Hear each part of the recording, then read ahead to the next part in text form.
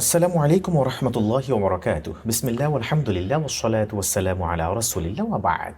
সুপ্রিয় দর্শক শ্রোতা, কাছে দূরে বিশ্বজুড়ে যে যেখান থেকে যুক্ত আছেন আপনাদের সবাইকে জানাচ্ছি মাহে রমাদানের আন্তরিক প্রীতি, শুভেচ্ছা ও মোবারকবাদ। আপনাদের সাথে আছি আমি মুহাম্মদ হিদায়াতুল্লাহ।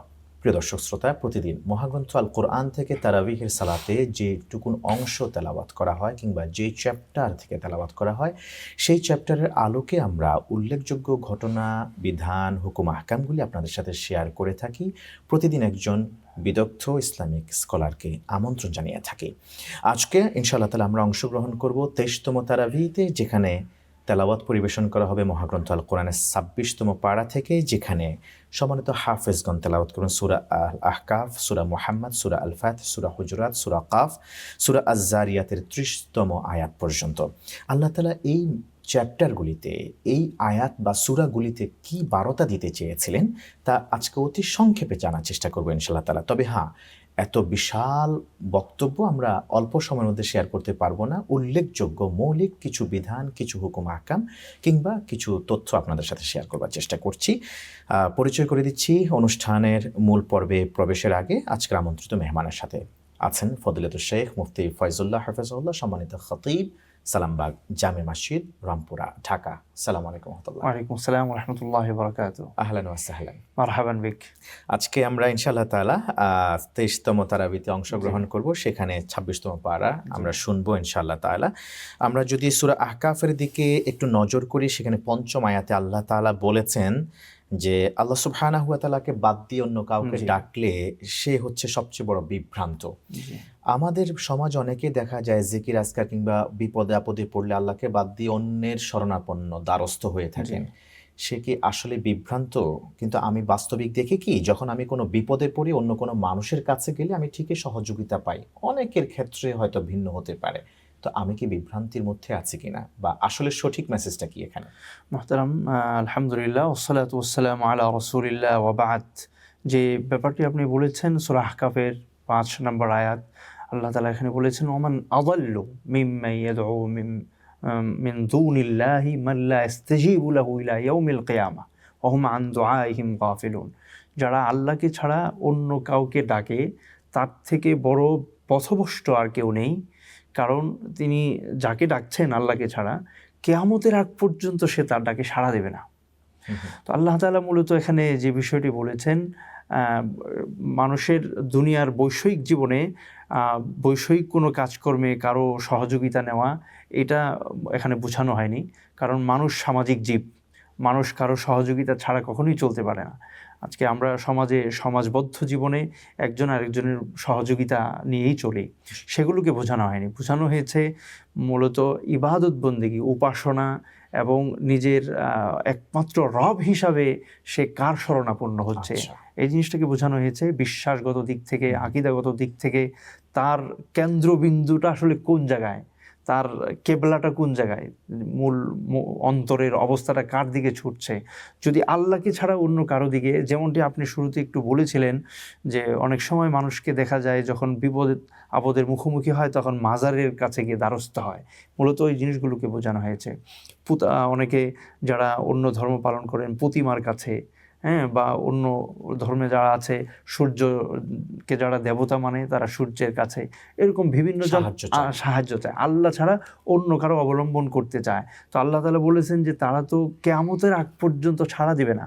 কোরআনের অন্য জায়গায় আল্লাহ বলেছেন কাবাসিতি কাফাইহি ইলাল মাই লিয়াবলুগা ফাহু ওয়া মা হুয়া বিবালিগি, যে একজন নদীর পাড়ে গিয়ে তার মুখে পানি নেওয়ার জন্য হাত বাড়িয়ে দিল, এই পানিতে কখনোই তার মুখ স্পর্শ করবে না।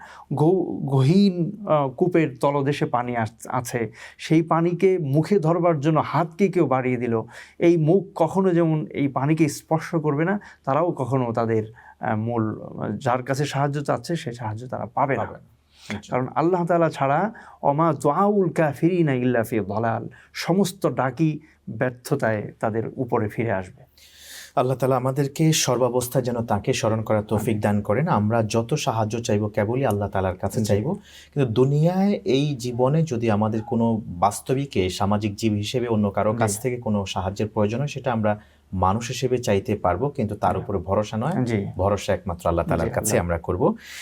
এরপর আমরা 15তম আয়াতের দিকে যদি আমরা একটু নজর করি, সেখানে বলা হয়েছে সন্তানদেরকে পিতা মাতার সাথে ভালো আচরণ করবার জন্য। এখানে আল্লাহ তাআলা এই আয়াতে বেশ কিছু গ্রাউন্ডের কথা জি বলেছেন। আমরা জানবো আসলে এখানে লজিকটা কি, কেন মাতা পিতার সাথে ভালো আচরণ করবে সন্তান?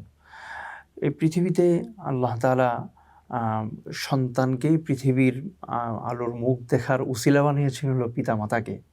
তো পিতা মাতাকে যেহেতু আল্লাহ তাআলা দুনিয়াতে আসার উসিলা বানিয়েছেন, এই জন্য কোরআনে অসংখ্য জায়গায় আল্লাহ তাআলা নিজের ইবাদতের পরেই সর্বোচ্চ স্থান দিয়েছেন পিতা মাতাকে। এই জন্য এখানে বলেছেন ওয়াসাইনাল ইনসানা বিওয়ালিদাইনি ইহসানা, আমি মানুষকে এটা নির্দেশ দিয়েছি তার পিতা মাতার সাথে যেন সদ্ব্যবহার করে। অকাদা রব্বুকা আল্লা তা'বুদু ইল্লা ইয়াহু ওয়া বিল ওয়ালিদাইনি ইহসানা, আল্লাহ রাব্বুল আলামিন এর সিদ্ধান্ত দিয়েছেন যে একমাত্র আল্লাহকে ছাড়া আর কাউকে ইবাদত করবে না, আর পিতা মাতার সাথে সুন্দর ব্যবহার করবে। এবং ওখানে সূরা বনী ইসরাঈলের ওই জায়গাটাতে আল্লাহ বলেছেন যে যদি পিতা মাতা তোমাদের কারো তিনি বার্ধক্যে পৌঁছান, দুইজনই অথবা একজনও, তোমরা কখনো ধমক দিবে না, দুর্ব্যবহার করবে না, এমনকি কোনো কথা বললে বিরক্ত হয়ে উফ শব্দটুকুন পর্যন্ত তাদেরকে বলবে না। আর হাদিসে নবীজি বলেছেন উকুকুল ওয়ালিদাইন এটা অন্যতম 7টি ধ্বংসাত্মক গুনার মধ্যে একটি, যেটা তার আখিরাতকে ধ্বংস করে দেবে, তার জীবনের সমস্ত সুখ শান্তিকে বিনাশ করে দেবে। আল্লাহু আকবার। আল্লাহ তাআলা আমাদেরকে হেফাজত করুন। আমাদের মাদের বাবাদের সাথে সর্বোচ্চ সৌজন্যমূলক আচরণের আল্লাহ তাআলা সেই শুভবুদ্ধি দান করুন। মা যেহেতু কষ্টের পর কষ্ট সহ্য করে গর্ভধারণ করেছেন, এরপরে প্রসব বেদনা সহ্য করেছেন, টানা 2 বছর পর্যন্ত বুকের দুধ পান করিয়েছেন, শীতে গ্রীষ্মে কত কষ্ট নিঃস্বার্থভাবে ত্যাগ করে আল্লাহ তাআলার সেই নির্দেশনা পালন করে মা বাবা আমাদেরকে তিলে তিলে বড় করেছেন। সেই মা বাবার প্রতি কৃতজ্ঞতা বোধ অবশ্যই থাকা দরকার। স্বাভাবিকভাবে আমরা আমাদের মানুষ যদি কারো কাছে কারো দ্বারা কোনোভাবে উপকৃত হয়ে তার প্রতি আমরা অনেকটাই লয়াল থাকি, কৃতজ্ঞতা বোধ প্রকাশ করে থাকি। এটি হলো আল্লাহ তাআলা নিজেই বিধান করে দিয়েছেন। মা বাবা যেহেতু আমাদের প্রতি এতটা নিঃস্বার্থভাবে করেন, মা বাবাকে ফেরত দেওয়া অন্তত সৌজন্য আচরণের মধ্য দিয়ে। আল্লাহ তাআলা আমাদের মা বাবা যারা ইন্তেকাল করেছেন রমজান মাসে, আমরা দোয়া করছি মা বাবার কবরকে জান্নাতের বাগান বানিয়ে দিন। যারা বেঁচে আছেন আল্লাহ তাআলা তাদের হায়াতে বারাকা নসিব করে দিন। আমিন। শেখ, আমরা পরের সূরা একটু জাম করতে চাই, সূরা মুহাম্মদ জি সাল্লাল্লাহু আলাইহি ওয়াসাল্লাম। সাল্লাল্লাহু আলাইহি সেখানে আল্লাহ তাআলা 8ম আয়াতে বলেছেন যারা আল্লাহকে অস্বীকার করেছে তাদের জন্য রয়েছে নিশ্চিত ধ্বংস। জি। এই বিষয়ে একটু ব্যাখ্যা শুনতে চাই। আল্লাহ রাব্বুল আলামিন এখানে বলেছেন ওয়াল্লাযীনা কাফারু ফাতা'সাল লাহুম, যারা আল্লাহকে অস্বীকার করে তাদের জন্য ধ্বংস। অন্যত্র আল্লাহ তাআলা এভাবে বলেছেন রুবামা ইয়াওয়াদ্দুল্লাযীনা কাফারু লাউ কানু মুসলিমিন, যে কিয়ামতের দিন যারা কাফের, যারা ইসলাম গ্রহণ করেনি, ঈমান গ্রহণ করেনি, তারা এমনভাবে আক্ষেপ করবে যে হায় যদি আমরা ঈমান আনতাম। তাদের সেই আক্ষেপ, তাদের সেই আফসোস এবং তাদের সেই উৎকণ্ঠা কিয়ামতের ময়দানে একটা এমন দৃশ্যের অবতারণা করবে যে সবাই করুণ দৃষ্টিতে তাদের দিকে তাকাবে। আল্লাহ তাআলা সূরা শুরুতে, হিজরের শুরুতে বলেছেন এই কথা, রুবামা ইয়াওয়াদ্দুল্লাযীনা কাফারু লাউ কানু মুসলিমিন, হায় হায় যদি আমরা মুসলমান হইতাম। অন্যত্র আল্লাহ তাআলা বলেছেন লাইতানি কুনতু তুরাবা, কাফেররা আফসোসে এবং আক্ষেপে সেই দিনের ভয়াবহ পরিস্থিতি দেখে বলবে যে হায় হায় আমি যদি মানুষ হয়ে জন্ম না নিয়ে একটা মাটি হয়ে যদি আমি জন্ম নিতাম। এভাবে বিভিন্নভাবে তাদের আক্ষেপ, তাদের যে আফসোস এবং তাদের ভেতরের যে কষ্ট, এটাকে তারা প্রকাশ করতে থাকবে। অন্যত্র আল্লাহ তাআলা বলেছেন যে সেদিন কাফের যারা, তারা চাইবে যে যদি এক দুনিয়ার সমপরিমাণ সম্পদ তাদের কাছে থাকতো, এটা দিয়েও যদি তারা সেদিন পরিত্রাণের কোনো একটা ব্যবস্থা করতে পারতেন, সেটাই তারা দিত। কিন্তু সেটাও তাদের কাছে থাকবে না সেদিন, আর ওইটা থাকলেও ওইটা দিয়েও সেটা রিকভারি করা পসিবল হবে না। আল্লাহু আকবার। আমাদের মৃত্যু আসার আগেই যেন আমরা আসলে মৃত্যুর জন্য প্রস্তুতি গ্রহণ করতে পারি। আল্লাহ তৌফিক দান করুন। আমরা একটা বিরতিতে যাব শেখ। গুরুত্বপূর্ণ আরও কিছু বারতা আমরা শেয়ার করব আমাদের প্রিয় দর্শকদের সাথে। প্রিয় দর্শক শ্রোতা, যারা আল্লাহ তাআলাকে অস্বীকার করবে তারা ধ্বংস বস্তুতে পরিণত হবে। কারণ আমাদের পরবর্তী যে জার্নিটি আমাদের জন্য অপেক্ষা করছে বারজাকি জিন্দেগি থেকে, সেটা এটারনাল, ওইটার কোনো শেষ নেই। অতএব সেই জীবনে যদি আমরা ভালো থাকতে চাই তাহলে অবশ্যই আমাদের মৃত্যুটা হওয়া চাই ঈমানের সাথে। অন্তত পক্ষে লা ইলাহা ইল্লাল্লাহ মিটিমিটি করে জ্বলে থাকা সেই নূর সাথে নিয়ে, ঈমানের নূর নিয়ে। আল্লাহ তাআলা আমাদেরকে ঈমানের সাথে ইন্তেকাল করার তৌফিক দান করুন। দেখছেন আরদুল কোরআন, ফিরবো বিরতির পর ইনশাআল্লাহ তাআলা, সাথেই থাকুন। আসসালামু আলাইকুম ওয়া রাহমাতুল্লাহি ওয়া বারাকাতুহু। স্বাগত আরো একবারের মতো প্রিয় দর্শক শ্রোতা, আপনারা দেখছেন আরদুল কোরআন। আজ আমরা আছি মহাগ্রন্থ আল কোরআনের ২৬তম পাড়ার উল্লেখযোগ্য ১২টা নিয়ে। সাথে আছেন ফদিলাতুল শেখ মুফতি মুহাম্মদ ফয়জুল্লাহ হাফেজাহুল্লাহ। আপনাকে বিরতির পর আবারও স্বাগত জানাচ্ছি। শেখ, আমরা এখানে সূরা মুহাম্মাদের ১৫তম আয়াতের দিকে যদি একটু নজর করি, সেখানে আল্লাহ তাআলা জান্নাতের বর্ণনা দিয়েছেন। আসলে জান্নাতের বর্ণনা তো আমরা এই ক্ষুদ্র সময় তো দূরে থাক, আমাদের পুরো জীবনও যদি বলে শেষ করার চেষ্টা করি কখনো সম্ভব না। তারপরে যদি আপনি এই আয়াতের আলোকে, ১৫তম আয়াতের আলোকে কিছুটা তুলে ধরতেন প্লিজ। মোহতারাম, এখানে আল্লাহ রাব্বুল আলামিন উল্লেখ করেছেন মাসালুল জান্নাতিল্লাতী ওয়াইদাল মুত্তাকুন, যে মুত্তাকিদেরকে যে জান্নাতের প্রতিশ্রুতি দেওয়া হয়েছে, সেই জান্নাতে কি থাকবে। সেখানে বিভিন্ন নহরের বর্ণনা দিয়েছেন আল্লাহ তাআলা। একটা নহর থাকবে দুধের নহর থাকবে, আরেকটা নহর থাকবে এমন শরবত, আরেকটা নহর থাকবে মিশ্রিত, যেগুলোকে আল্লাহ তাআলা অন্যান্য সূরার মধ্যে কোনোটাকে বলছেন সালসাবিলা, কোনোটাকে বলছেন জানজাবিলা, কোনোটাকে বলছেন উয়ুনান। তো হাদিসে নবী করিম সাল্লাল্লাহু আলাইহি ওয়াসাল্লাম বলেছেন যে চারটি নহর এরকম জান্নাতীদেরকে দেওয়া হবে। একটা নহরের উৎস হবে আরশে আজিম থেকে, আরেকটা নহরের উৎস দ্বারা হবে হাউজে কাউসার থেকে, আরেকটা নহর হবে মিশ্রিত। এরকম বিভিন্ন নহরের পানি তাদের সামনে পেশ করা হবে। এক একটার স্বাদ এবং এক একটার ধরন এক এক ধরনের হবে। আল্লাহ তাআলা জান্নাতীদের জন্য সেগুলো সেখানে ব্যবস্থা করে রেখেছেন। কোরআনে বিভিন্ন জায়গায় আল্লাহ তাআলা জান্নাতের বর্ণনা দিয়েছেন। সেখানে শীত থাকবে না, সেখানে গরম থাকবে না, সেখানে তাদের কোনো ধরনের একটু কষ্ট হবে না। তাদেরকে সেখানে এই যে খাবারের পরে যে আমরা যে টয়লেটে দৌড়াদৌড়ি করি দুনিয়াতে, সেটাও থাকবে না। একটা ঢেকুর দিবে জান্নাতীরা, তার ভেতরে সব কিছু খালি হয়ে যাবে। তো আসলে নবী করিম সাল্লাল্লাহু আলাইহি ওয়াসাল্লাম যেটি হাদিসে বলেছেন, ওয়ালা খাতারা আলা কলবি বাশার, যে মানুষের চোখ যেটা দেখে নাই, কান যেটা কখনো শোনে নাই, মানুষের মস্তিষ্ক যেটা কখনো কল্পনাও করে নাই, এমন নাজ নেয়ামত আল্লাহ তাআলা জান্নাতে আমাদের জন্য ব্যবস্থা করে রেখেছেন। লাকুম ফিহা মা তাশতাহি আনফুসুকুম ওয়া লাকুম ফিহা মা তাদউন। সেখানে মন যেভাবে চাইবে, কথার কথা যখন মন চাইবে যে আমি এখন পাখির একটা ভুনা গোশত আমি খেতে চাই, চিকেন ফ্রাই, তখন সাথে সাথে চিকেন ফ্রাইটা হয়ে তার চোখের সামনে চলে আসবে। গাছের ফলগুলো থোকায় থোকায় ভরা থাকবে, এগুলো যখনই মনের ভেতরে উদয় হবে, ওই গাছের ঢাল সহ তার চোখের সামনে এইভাবে হেলে আসবে। সামনে দিয়ে বিভিন্ন ধরনের হুররা তাদের শরবত ভরে গ্লাস এবং জগ নিয়ে তাদের সামনে, আমরা যেরকম বুফে এখন দেখি, এরকম করে তাদের সামনে নিয়ে ঘুরতে থাকবে। কোনটা তার পছন্দ সেটা সেখান থেকে সে নেবে। এভাবে আল্লাহ তাআলা বিভিন্ন জায়গায় জান্নাতি মুত্তাকি যারা হবে তাদের জন্য জান্নাতেরই নাজ নেয়ামতের বর্ণনা দিয়েছেন। আল্লাহু আকবার, চমৎকার করে আপনি তুলে ধরছিলেন। আমরা আমাদের দর্শকদেরকে বলবো, সেই জান্নাতের সার্চিংয়ে কিন্তু আমাদের এই আয়োজন, যাতে করে আমরা সেই জান্নাতের উপযুক্ত হতে পারি। রমজান মাস হলো সর্বোত্তম মোক্ষম সময়, যখন আল্লাহ তাআলা প্রতিটি মুহূর্তে জাহান্নামীদেরকে আজাদি ঘোষণা করে জান্নাতি হিসেবে কবুল করে থাকেন। সেই জান্নাতের নহরের কথা আপনি বলছিলেন শেখ।